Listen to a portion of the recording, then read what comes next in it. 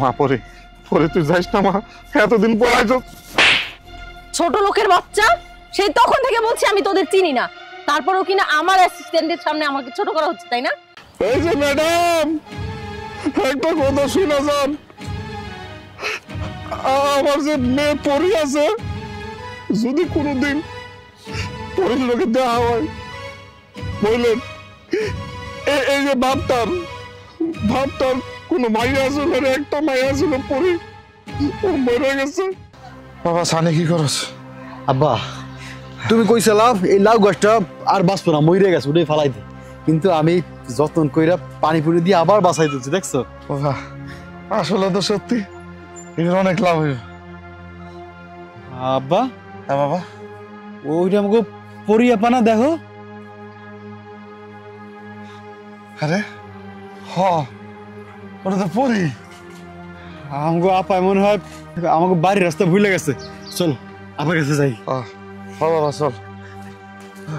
Madam, যে যে জায়গাটা দেখলেন, জায়গাটা অনেক সুন্দর, হ্যাঁ, এবং প্রজেক্টের জন্য খুবই সুন্দর।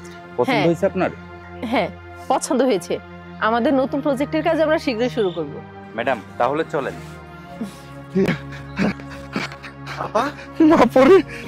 মা পরি তুই কেমন আছিস মা? কতদিন পর দেখলাম, তুই আমার দেখতে এসেছিস না, এই বুড়ো বাপটাও দেখতে এসেছিস। জানোস তোর ভাই না কতদিন ধরে কইছে যে আব্বা আমি আপারও দেখতে যাবো, ও তো কোনোদিন শহর দেখে নাই। যাক, অনেকদিন পর তুই এই বাপটা দেখতে এসেছিস, আমার খুব ভালো লাগতেছে মা। আচ্ছা, আপনারা কি পাগল হয়ে গেছেন? কি যাতা বলতেছেন? কে আপনার মেয়ে আর আপনি কার বাবা? আমি কি বলেছি আপনি আমার বাবা? ও, বুঝতে পেরেছি, গ্রামের চাষা বসা তো, যেই দেখেছেন দামি পোশাক আশাক পরে এসেছি অমনি আমাকে মেয়ে পরিচয় দেওয়া শুরু করে দিলেন। এটা কি আপনাদের স্বভাব? আপা তুই এগুলা কি কইতাছস? তুই আমগো বাবারে চিনস না? তোর জন্মদাত বাবার তুই চিনস না? আরে তুই আমার ভুলে গেছস। আরে এই ভাই, তোর ছোট হইলে কি হইব? সংসারে সকল কাজ করছি, পড়াশোনা করিনি তোর লইগা। তোর স্বপ্ন ছিল তুই বড় হইয়া অনেক বড় ম্যাজিস্ট্রেট হবি। আমার বাপ আমার পড়াশোনা করে নাই, তোর লইগা দুইজনের সংসার, দুইজনের খরচ চালাইতে পারবো না দেখা তোর স্বপ্ন পূরণ করতে গেছে, আর তুই আমগরে ভুলে গেছস ম্যাজিস্ট্রেট হইয়া। আপা আমি নিজে মানুষের ক্ষেত্রে কাম করছি, কয়টা টাকা পাইছি সেই টাকা আমি তোরে দিছি, আর তুই ভুলে গেলি। আরে তুই কলেজে যাইতি, আমি দিয়ে আসতাম, আমি নিয়ে আসতাম, জানো তোর কোনো ক্ষতি না হয়। তুই আজকের এই প্রতিদান দিলি, ভালো কইছস আপা। শোন, আমি বুঝতে পারছি তোর মেলা টাকা হয়ে গেছে, তো এই জন্য আম করে ভুইলা গেছস। আপা দেখ, আব্বার মনে কষ্ট দিস না, এই বাইরের মনে কষ্ট দিস না, তুই আমগুলোকে বাড়িতে চল। এই চুপ! আমি এখানে আপনাদের নাটকের লেকচার শুনতে আসিনি। আমরা চলে যাব। আমরা ঢাকা থেকে এসেছি এখানে একটা প্রজেক্টের ব্যাপারে কথা বলতে, ডিল করার জন্য, আপনাদের এই নাট্যকলাপ দেখার জন্য নয়। স্টুপিড কোথাকার। ম্যাডাম, এই চাষাবাসরা অনেক লোভী হয়, চলেন তো। হ্যাঁ, আমরা এখান থেকে চলে যাচ্ছি, চলুন।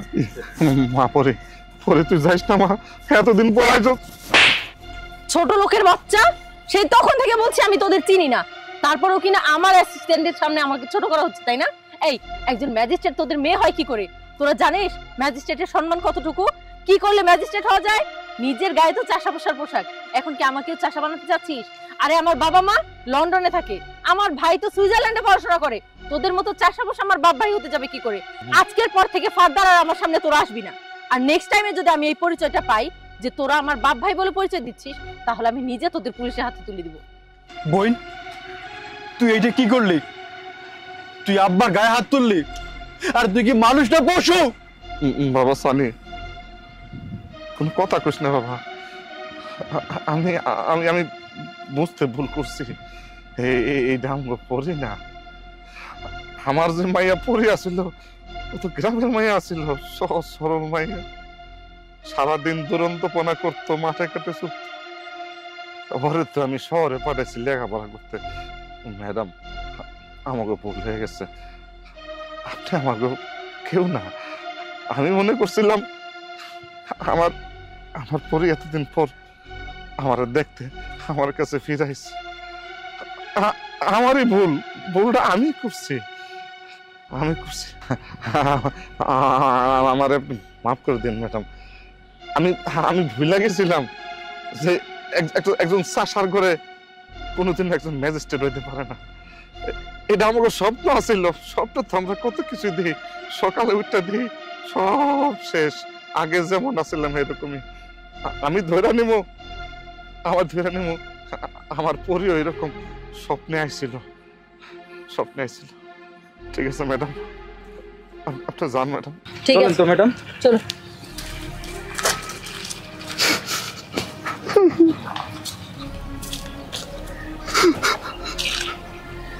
এই যে ম্যাডাম, একটা কথা শুনে যান।